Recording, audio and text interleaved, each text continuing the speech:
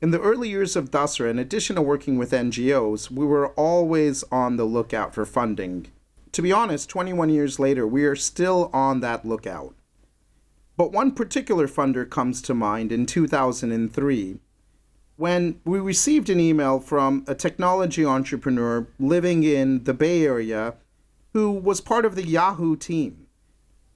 His name was Donald Lobo, and he spoke about a nonprofit that he was volunteering with in the US called Inner City Outings, and how he saw similarities with that and an organization that we helped incubate called Magic Bus.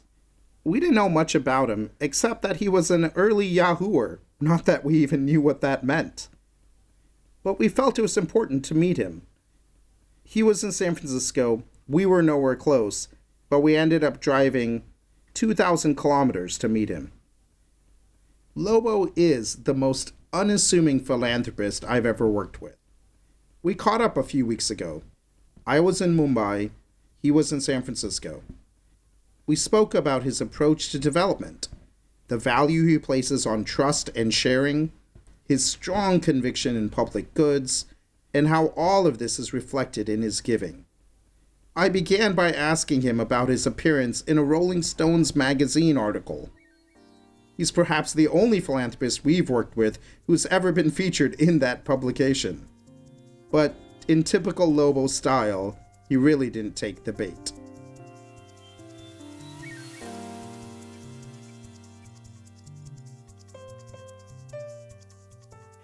Hey, sorry I'm a bit late. How are you? Good. Had to look for the link. It wasn't on the calendar invite. It's like, oh shit, I'm going to go look through my email. Yes, sorry about that.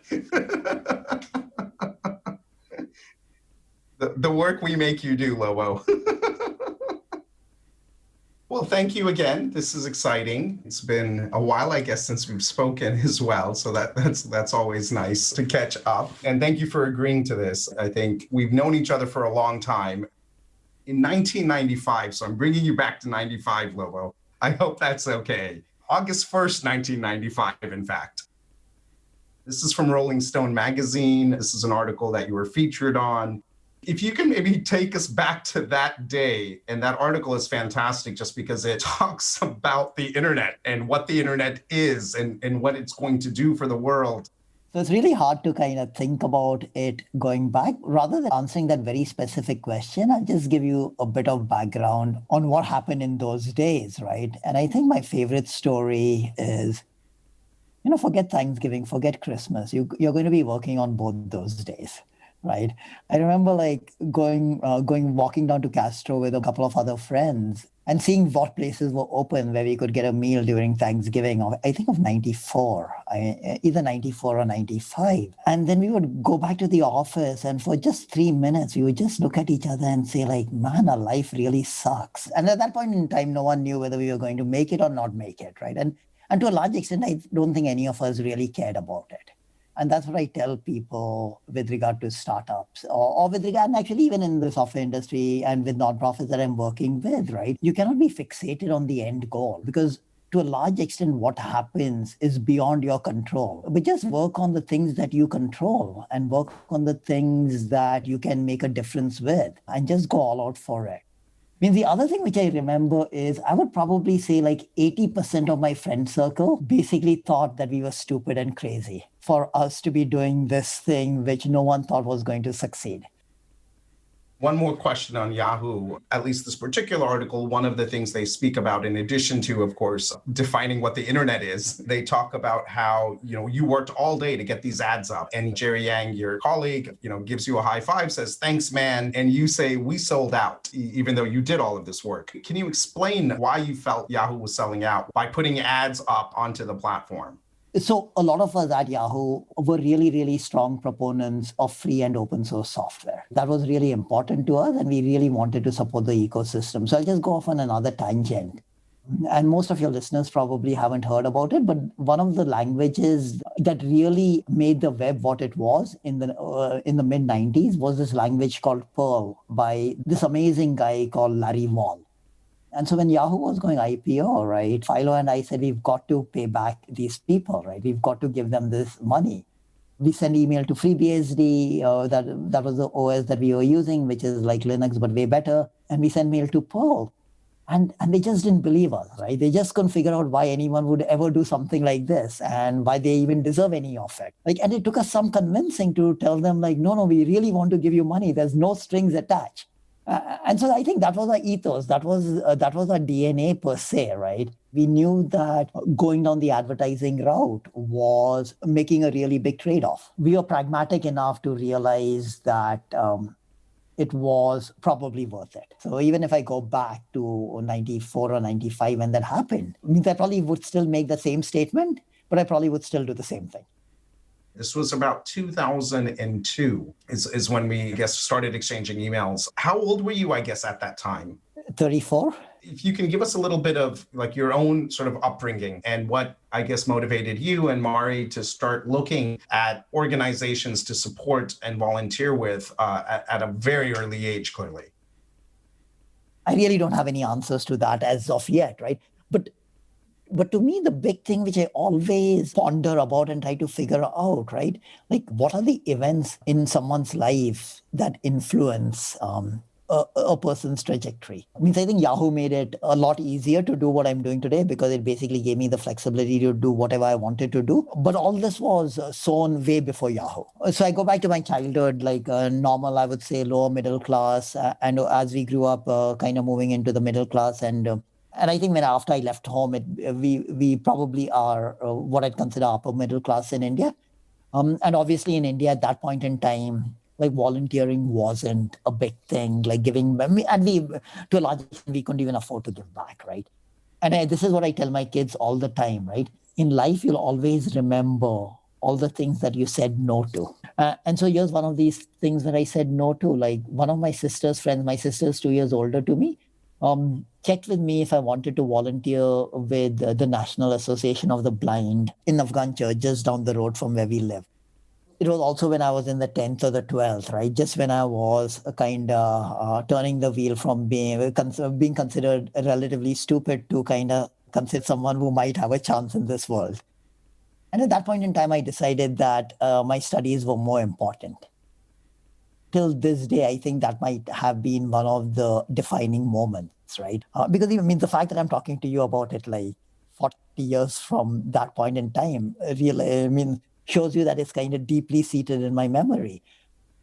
Yeah, so when I came back to the US, when I kind of had a pretty good job, and that's when I started volunteering, right? And that's when I started, so here's an interesting story. So I started volunteering with Asha for Education, which is this really, really amazing group. I still hold it in super high respect, right?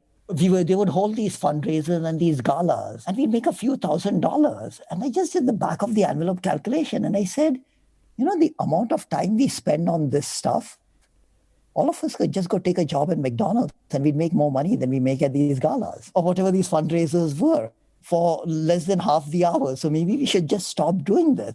So from that time onwards, I said, we've got to just think big, right? We've just got to try to get a lot more money, make use of the hours that we invest in.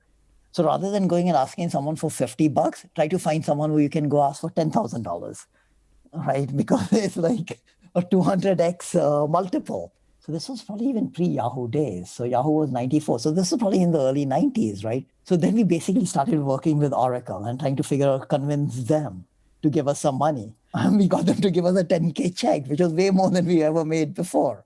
And then I started volunteering at a homeless shelter in downtown San Jose and kind of and then within a city outings and stuff like that, right?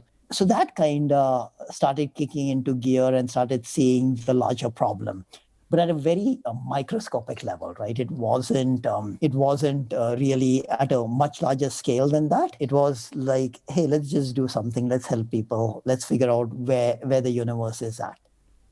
I think that's excellent, just because I think now clearly a lot has changed, and many people attribute technology, e-commerce, of course, as where, the unicorns are made, where everyone is there to make money. But when you started out, at least at Yahoo, it was, I guess, more similar maybe to a nonprofit, which was, let's all work hard. We're mission driven. Let's ensure that we provide the best quality product or service to our customer base. But money necessarily was not something that was going to come. Do you see comparisons to that time?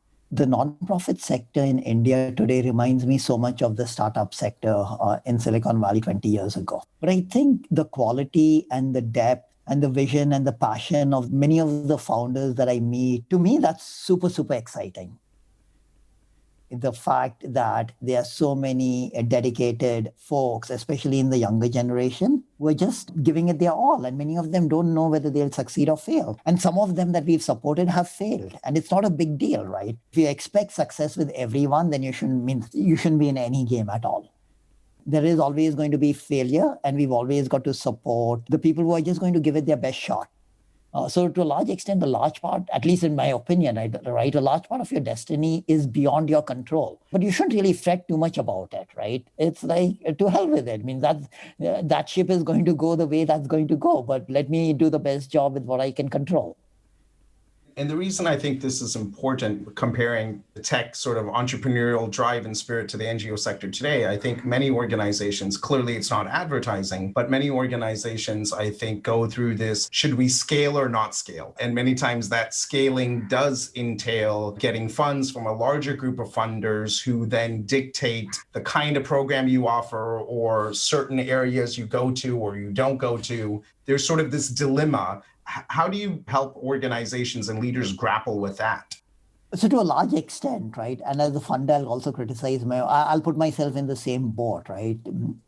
Basically, I'll throw funders under the bus, right, including me. And half the times my thought process is, and maybe I shouldn't be saying it, but I'll say it, is like, stop asking such stupid questions, right? Stop asking like stuff that you read in magazines and you don't really understand. And I think scale is one of those things where people are kind of semi-fixated on it. And to me, especially in the NGO sector, it's like, to hell with scale, right? Means make sure that you're actually delivering something useful, something high quality, something high impact, right? Make sure that you're delivering something really worth it. And then start thinking of scale, maybe in small baby steps first. There are some NGOs in India who are doing an exceptional job of it, right? Means organizations like Lenda, Raj and his team at Lenda Hand India. But like with many of these smaller NGOs, and even some that I'm on the board of, right? I'm implicating myself in this whole diatribe. Like they'll start talking about scale when they haven't really shown evidence, which I think is so early in the game. Like, go prove your product, go figure out how you can kind of work with other NGOs to kind of deliver bigger impact. Get your larger story right first. And especially with a country like India, right, with like so many states, so many languages, so many governments. And I wish it was a bit more realistic. I mean, the scale and impact, right, two words which I kind of semi-detest, to put it nicely. But I think an important question that everyone should have a clear idea on internally, right? They might not have the numbers on it. Can we make this grow? And is that our ambition? Hey, is this really useful? How is it making a difference to their lives in the long term? I think those things are really important, right? Trying to put in the formal word of scale or the formal word of impact. Many foundations and funders have probably placed a bit too much of an emphasis on that, which I think is probably not the right thing to do, especially for small to medium-sized organizations. And you've clearly support a wide range of organizations, some that remain small with just 30 individuals that they support, but go deeper into those commitments, and some that have scaled. Do you think it's an either or is it more of an and? Yes, it's more of, I won't even say it's an or and an and. It's more like, do you know what you're getting into when you get into a relationship with an NGO, right? If you're thinking they should scale, but the NGO knows that they are basically just going to be 30 people or maybe 60 people 10 years from now. As long as your visions don't clash significantly, I think it's fine. To me, at the stage at which we fund these days, right, scaling is not even, it does not even come into the ballpark. So now we'll rewind back 15 years ago where we kind of relied a whole lot more on Dasra. And that's the other thing which I want to really emphasize, right? Especially from an individual funder perspective, how much time you're willing to put into it. And if you're going to put into it like 4 hours in a year, well, let's be really generous. If you're going to put in 10 hours in a year, and we weren't even putting in that much, right? You've got to realize that it's probably best for you to just shut up and give someone who's spending way more time, let them make the decisions. And I think that's why our relationship worked quite well. We knew that y'all were spending 100 hours a week on it. and we'd be lucky if we had spent 10 hours a year on it. To me and Mari, it was a growing journey. It was a growing path over the past 15 years, right? We got here primarily because we are willing to trust other people.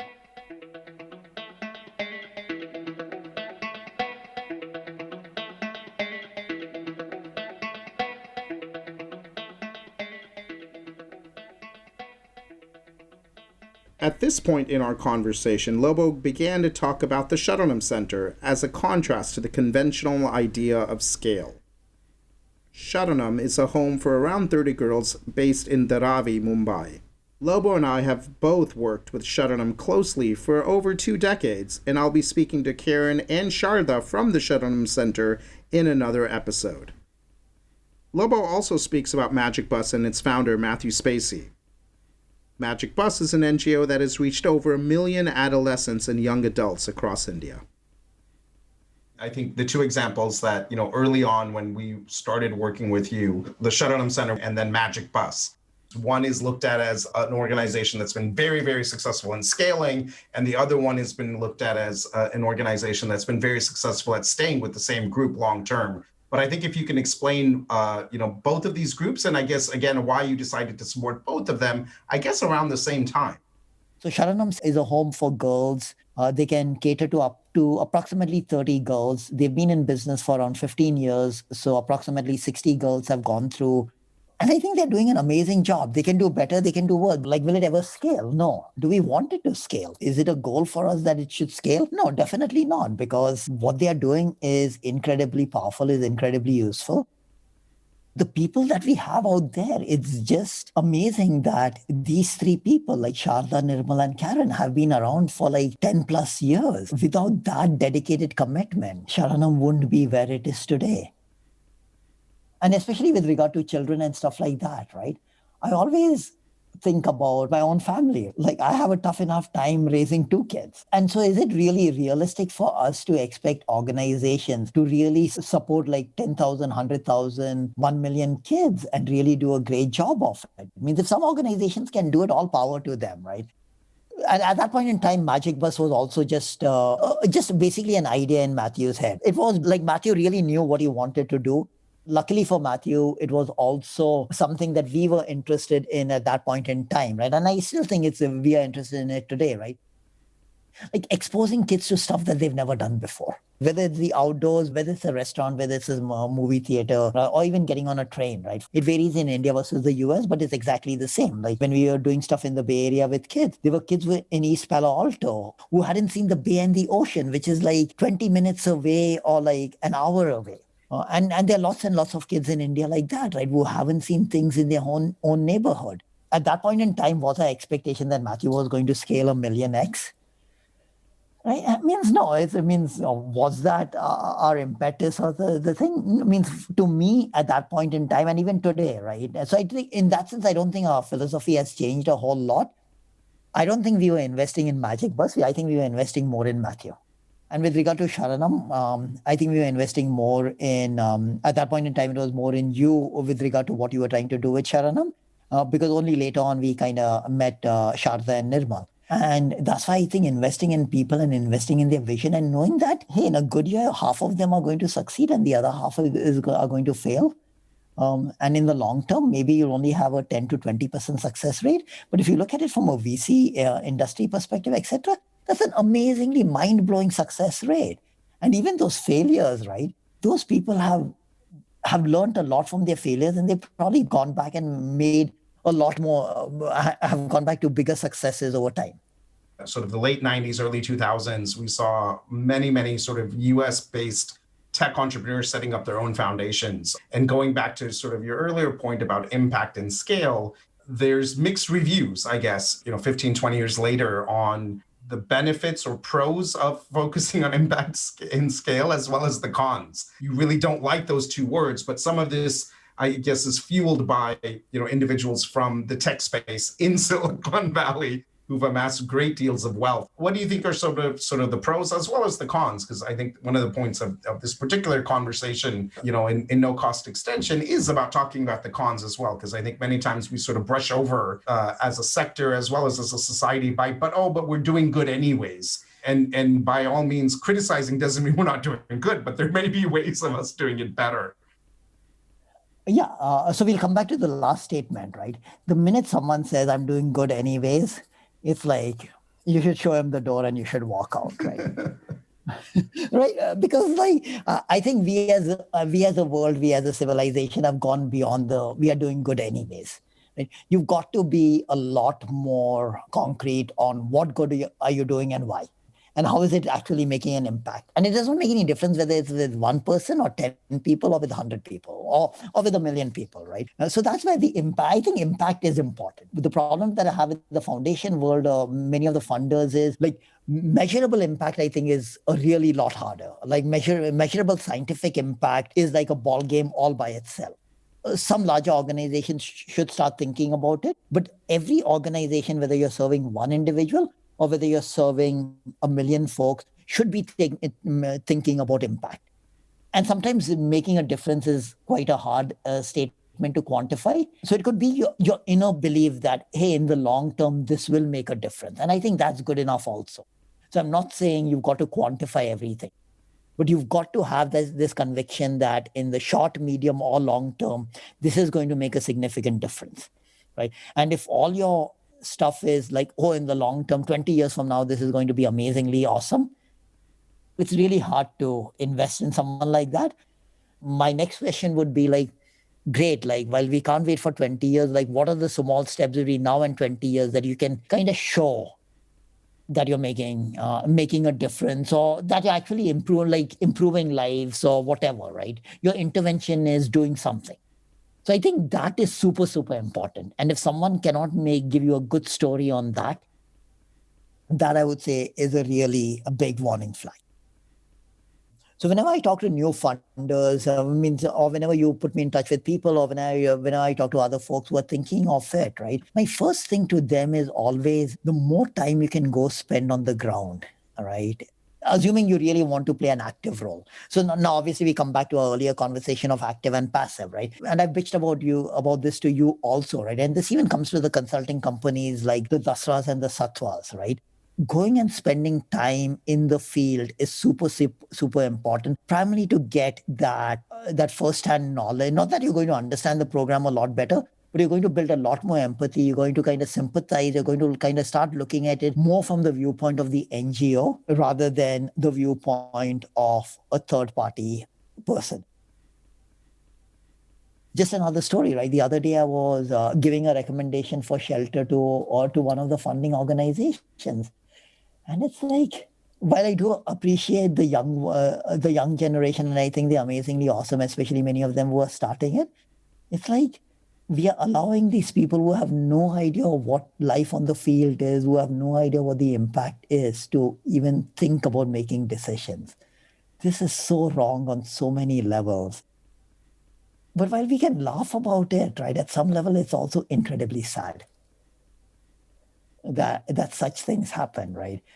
So I really, really want people to actually go spend time and to really, especially when you're getting more into it, like, because then you really see it with a very different lens. You understand, you empathize with it a lot more. You see what the problems on the ground are, and then you really look at what does impact and scale mean. And so I don't think there's a right or a wrong answer. It depends on what the organization you are funding is, what their goals are. If you know what your goals are, then you should find organizations that are in line with your goals. NGOs will always craft their grant statements to try to tell the funder what they want to hear. Means that's reality of what funding is all about, right? So I think trying to find a match between what you want to do and what where you want the organization to go, assuming that you know enough about the problem, enough about the impact, enough about the region. And my big question is, how many foundations, how many funders know enough about any of those things? Do you feel that things have been improved, and so there clearly is a complaint from organizations in India and across sort of emerging markets or the developing world, I guess, around how solutions that are being thought up either in sort of national capitals of a country or or the US, San Francisco, London, New York, those solutions are the ones that are being sort of propagated exactly to perhaps what you were just alluding to, which is those solutions are being propagated across multiple geographies with very little sort of knowledge of what's happening on the ground. And so I guess, do you think that this sort of decentralization of decision making has changed since you've been part of this sector for the last 20, 25 years? And if not, what are some of the things that these foundations can do to improve their sort of knowledge of that on the ground support? Yeah, I think that has changed a lot, right? I think that has changed, at least from my perspective, right? And again, I would just put the disclaimer out there, right? I really have no idea of the funding and / foundation landscape in India to a large extent. But at least from my external viewpoint, right, the fact that many of these large foundations have fairly significant in-house teams, taking a really great example like Omidyar Network, where the India operations has, to a large extent, at least from what I understand, basically pretty much total control about how they spend the money and who they invest in and everything, right? More and more foundations are going down that road. Right. And in a very, very different manner, like if you look at the UN Digital Goods Public Alliance, etc., right? Like even they've realized, right, if you want software to succeed, if you don't have a local presence, it's not going to succeed. If you're pushing it from the US into India, the chances of it succeeding are pretty much close to zero. So you need to have local presence, you need to have local developers, you need to have local commitment. So, and if that's happening at the tech stack level, you know that it's happening at the foundation level, which I think is like 3 to 5 years in terms of that scope ahead of them. I don't know. I won't really go too much into it, primarily because I don't think I have enough knowledge / expertise to talk about it. There also, I guess, is or has been, a view that tech entrepreneurs want to support tech because that's something they're good at, that's something they know, they're very sort of bullish on those aspects. And as a foundation, I guess you all look at both, sort of supporting organizations for non-tech solutions, as well as you have over the last, I guess, 3 to 4 years have doubled down on technology overall for the sector. If you could maybe talk a little bit about that and what led you to sort of look at this, and maybe even bringing up some of the past experiences you had with CVCRM and the limitations as well as that tech has, as well as sort of the benefits of tech for the nonprofit sector, especially in India. The tech capacity / tech support of NGOs, especially in India, right, is like 10 to 15 to 20 years ago, or what it is in the business. Like it's -10 or -15, right? And when we started Tech for Dev and that whole initiative, I assumed it was more of a problem of the medium and small size NGOs. But over the last year, I've realized that the bigger NGOs aren't any different, right? They probably have the problem as bad. Probably the only difference is they have enough funding potentially to blow away. And in many cases, that does happen. So I walk away from those. And that's where one thing where I think we are semi-bullish in India about, right? I do think that tech can enable lots of NGOs to do a lot of good work. And I use the word enable out there, right? I don't think tech is a solution. And I think anyone offering tech as a solution, you should probably walk away from them. I mean, unless it comes with a lot of money, and then you should figure out how to take the money and try to do as little as possible on the tech side. But it comes down to a bigger problem, which at least we've noticed with the organizations and the applications that we get, right? I would say like 60 to 80% of the applications and the requests that we get is like people really have no idea what they want to do with tech, right? They think it's going to solve their problems, but no, tech is not going to solve your problems, right? You are going to solve your problems. Tech can kind of help you implement it. And that means, and we don't have the time, the capacity, and the bandwidth, or to a large extent, we really don't have the knowledge, which I consider kind of like more like business consulting, business management, to really help these NGOs to kind of figure out, hey, you got to get your act together, you got to get your processes together. And I'll give you this one example of this amazing organization in Northern India. We rarely draw judgment on the work that an organization does. And we are thinking of helping them with tech, especially with it in a Tech for Dev perspective, where we think it's fairly small grants. We just want you to have a good process, because if you don't have a good process, you cannot really translate any of that into technology. this organization was just collecting data on WhatsApp in an incredibly unstructured manner. You can collect data on WhatsApp in a super structured manner. You can use whatever tools you have in an awesome way or in a manner just to collect stuff without really doing anything with it. And so this organization was doing this work.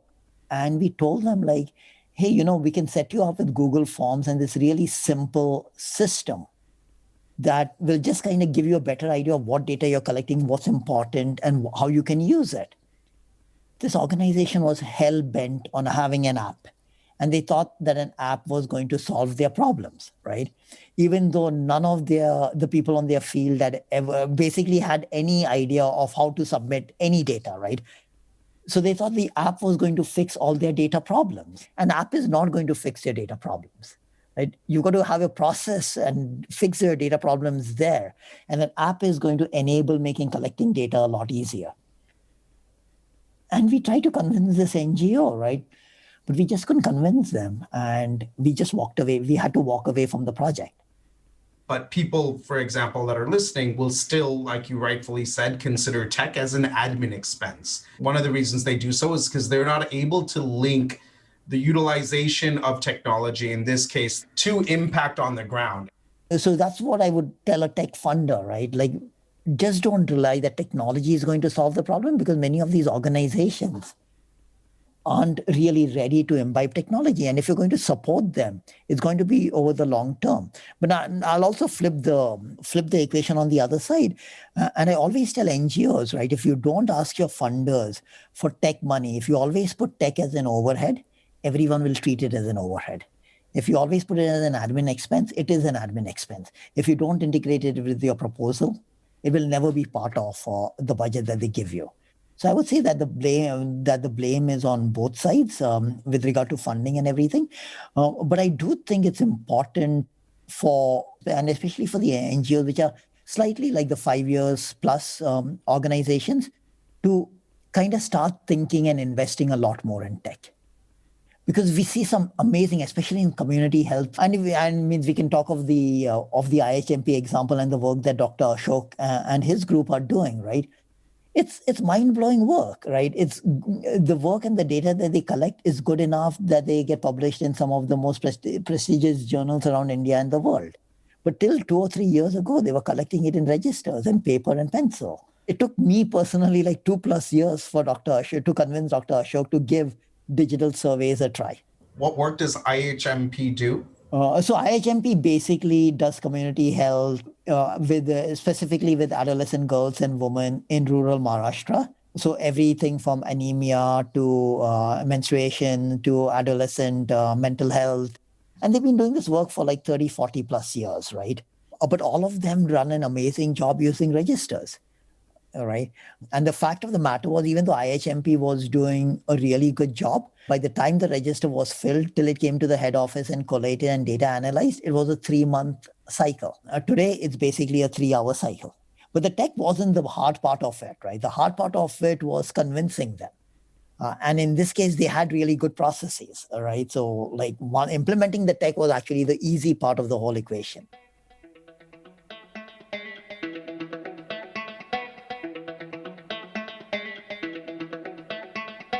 I think from, at least the first time we met with you, you were very keen on also saying the organization should use the funds as they see fit, because you realize that, even electricity, to your earlier sort of analogy, is required. We all need electricity. It's not an adjunct. We do need to use emails. We do need to have an office.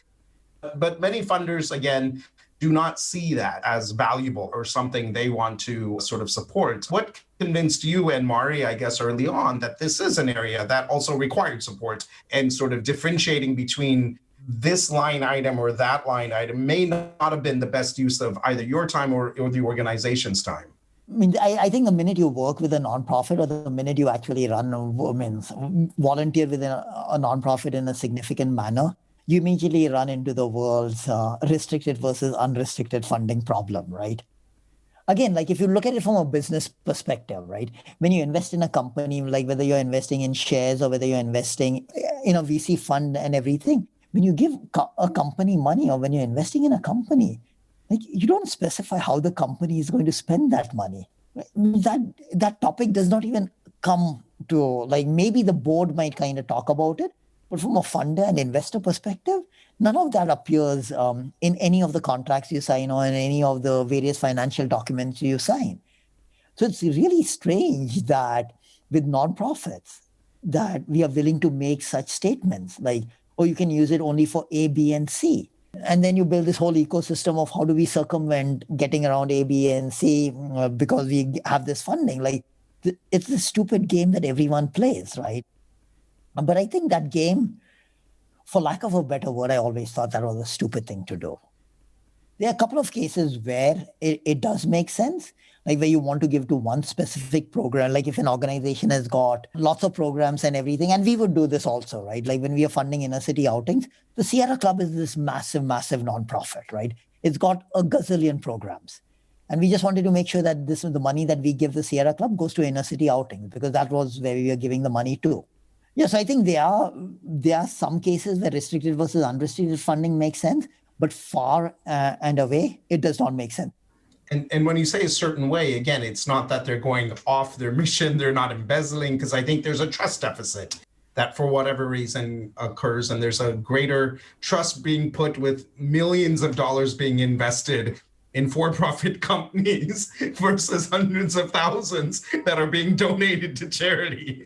And so how did you get over that trust deficit? And I guess what are the forms of accountability that you still see from the organization that ensures, there is some level of, I guess, financial compliance and transparency?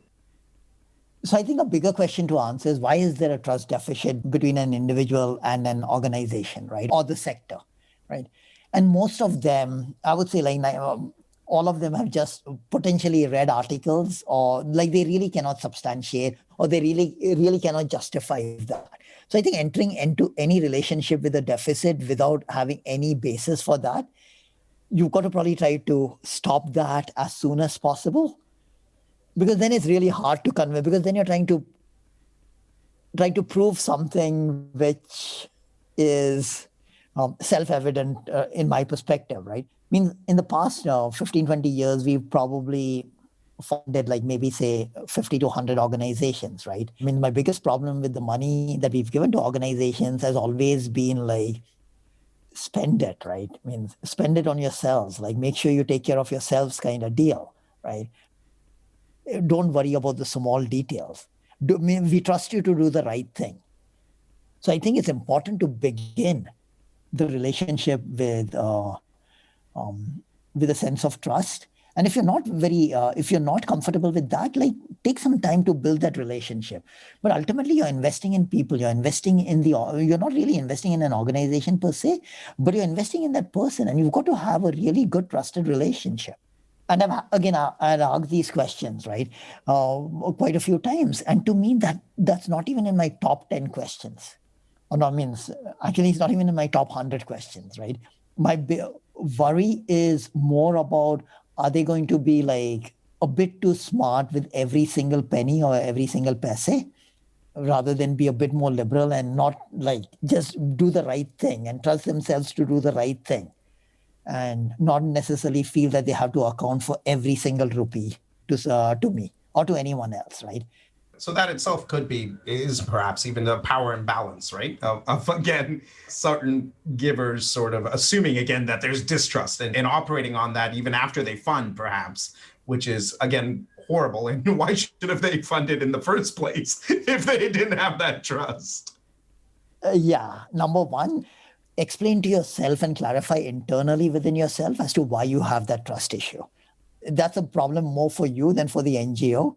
In most cases, make peace with it yourself, and then get all your questions answered, get all the paperwork you need done, like make sure that you're satisfied, and get the NGO to deliver on what you want them to do in case you want some evidence, right, to do it, but make sure it's reasonable. And I guess pay what it takes as well. So if it's tech, if it's electricity, if it's computers, that is as critical as, of course, interaction with your communities and your users.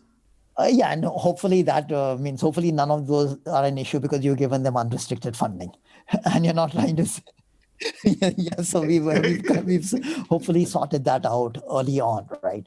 Exactly. So Tanisha's on line now, and she has a question for you. Thanks, Deval. My name is Tanisha. I work with the transformations team at Tasra, which is more of the capacity building support for our nonprofits. Lobo, I know that you've done a lot of pioneering work with open data and creating open data access. I think two quick questions for you on that is one, what are really the current barriers preventing our civil society organizations from joining and contributing to the open data movement? And secondly, what do you think philanthropists could do to foster an enabling environment that builds towards that idealistic future? I know we're really far from that right now. So that's a good question, right? And I think we are far from both those things, right? So I would say there are 1% organizations who can potentially contribute to the open data movement and who have data in a good enough shape to actually contribute back. But I think for most of the organizations, it's like, hey, can you get your data in a good enough means? Do you have enough processes? Do you have enough stuff internally to get your data in a shareable format, right? So which basically knocks off like 90% of the organizations. For the other 10% of the organizations that are still left, right? Then it comes down to the question of what do they get for sharing the data? Like, what's in it for them? And that's a bigger question of ethics. And that's both for data and for software, right? And that's where also foundations and funders come in. And here's my view, and here's what we've basically made as a blanket rule, because I'm a bit tired of even discussing it. So our blanket rule is any work, if we are going to fund an organization, anything and everything they do has to be open source. Anything and any data that they have, as long as it does not have any privacy implications, has to be open data. Period. No questions asked. If you have a problem with that, maybe we aren't the right partner for you. And that I totally agree is one end of the extreme. But I think at some point in time, we had to make that stand because it was just trying to convince people and nothing getting done. Once upon a time, when I say once upon a time, 18 months ago or maybe 24 months ago, I thought it was an NGO problem. But I think that was probably stupid thinking, wishful thinking, or bad thinking. It's basically a foundation/funder problem. I think, and to a large extent, I don't think it happens as much these days. It probably still happens. It probably happens 50% of the time. Many foundations still require the copyright/IP of anything that's developed to either go to the foundation or to the NGO, which just does not make sense in today. And a lot of what I say in open source also applies to open data, right? Just does not make sense. You basically, if you're doing something for the public good, why don't you give the public ownership of it? It does not, and I think funders and foundations can play a big role in it. That's step one, right? But step one is really not going to get you anywhere. You can put your stuff out there, but if other people aren't willing to use it, aren't willing to do research and figure out what's there, that's also a big part of the ecosystem and a big part of the problem, right? And that's true in open source and open data. And especially, I mean, if I had to really slam Indian NGOs on one thing, it would be on you've got to spend a certain amount of time doing research on what everyone else around you is doing before you embark on something. So if you're going to spend 6 months on something, on a project or an intervention, let's face it, right? Like 90% of anything that, or maybe even more, what anyone thinks about has already been done by someone somewhere. And the chance of you finding something like that is probably not high, but it's fairly decent, right? Depending on the area and everything. But for you not to spend a week trying to do research to figure out what the state of the ecosystem is today is a crime. It's basically like cardinal sin if you're a Roman Catholic, right? That's mind-boggling. One of my common questions to most NGOs is like, talk to me about your competitors and how you're different, or what's common in them. What do they do? I would say like 80% of the organizations don't give me a good answer. And that to me is not a really good state of affairs. If you don't know what other people are doing, then you really can't reuse anything of what anyone else is doing. And again, like building the sharing ecosystem and et cetera is again a long-term journey, right? Step one is like putting what you have out there. Step two is kind of having a better idea of what other people are doing so you can potentially reuse it. And I think funders obviously are an important part of the ecosystem that can make this happen. And I think the Gates Foundation is doing this with a community of practice for the sanitation stuff. And I don't know if you have, I mean, y'all might have some stories of hopefully some of them piggybacking on each other. But as a sector, especially in India, right, and I'm seeing a few things happen, but not as much. If we don't piggyback on each other, we are going to lose the game. I think, Lobo, I appreciated the slam on the NGO sector. I guess then what do you see sort of, for the next 5-10 years going forward?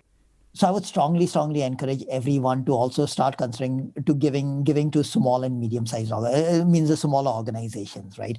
And funding the so-called startup ecosystems. For a long time, over the past couple of years, my biggest peeve was you've got organizations like Echoing Green, Mulago, DRK, right? And the Ashokas, right? Based in the US and maybe even some in Europe, who find and fund amazing entrepreneurs in India. To me, it's a big shame, right? As Indian funders, as Indian foundations, we have to make a better job of actually nurturing that ecosystem much better. Like the fact that DRK and Mulago means I love those people, right? Means I'm good friends with many of them. And I'm happy that they're finding and funding these funding organizations in India. But I want Indian foundations and Indian funders to actually find and fund these organizations. And what Atul and the work that Nudge is doing is amazing in that regard. And we need more people. It means more organizations and more foundations and more initiatives like that. And the other thing is, like, fund outside your circle. 20 years ago in the US, I had this statement like the whole foundation NGO circle is incredibly incestuous. And we've got to kind of step outside that a bit. And I'm kind of making an assumption that it's true. It might be true in India also. It is wrong for all of us, including us, to only fund the successful ones. We've got to also look beyond them, right? And look to people who might have tried it and failed, and maybe they just needed that last additional push, maybe some intangible, right? And the other thing which I do think we need in India, right, which again, looking at it from a US perspective, is getting NGOs in the same room together to talk to each other and for the founder to get the hell out of there. The minute funders are there in a room, the dynamic changes. Getting these collaborations, I think is super, super important. And we actually funded Sneha to do that before COVID, right? And ideally, if they could be self-organized, right? And I think the skilling sector, like I think Raj and Chris and Priya did this like 18 months ago. I think they had an informal get-together in Bangalore for 2 days.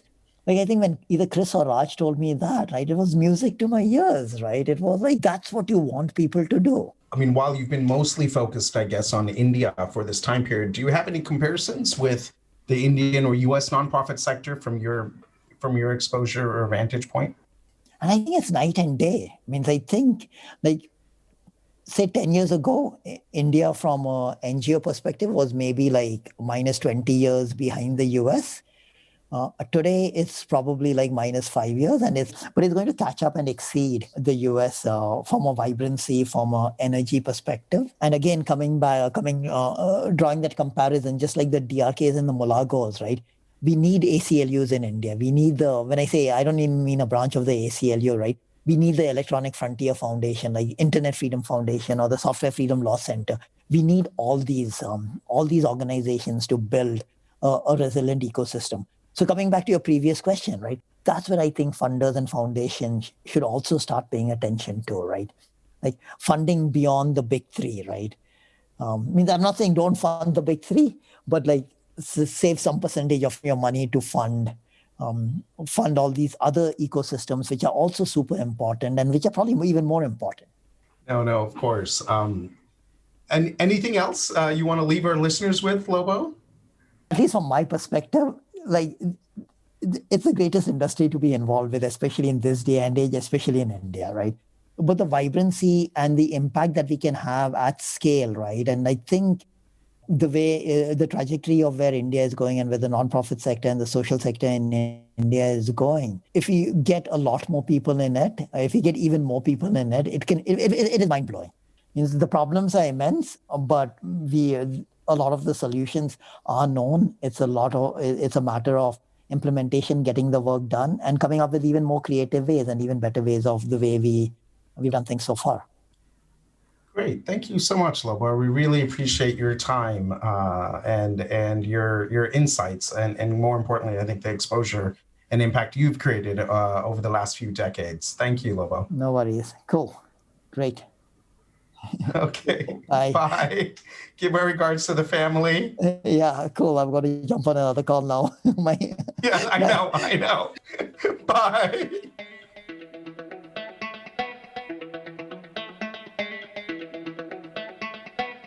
Thanks for listening. I'm Deval Sanghavi. If you'd like to know more about Lobo and the Chintu Gudia Foundation, go to chintugudia.org. That's chintugudia.org. Or you could visit our website, dasra.org/NCE. We've got show notes, links, and much more about all of our guests. Don't forget to subscribe to No Cost Extension wherever you get your podcast and tell a friend about the show. Until next time, stay safe.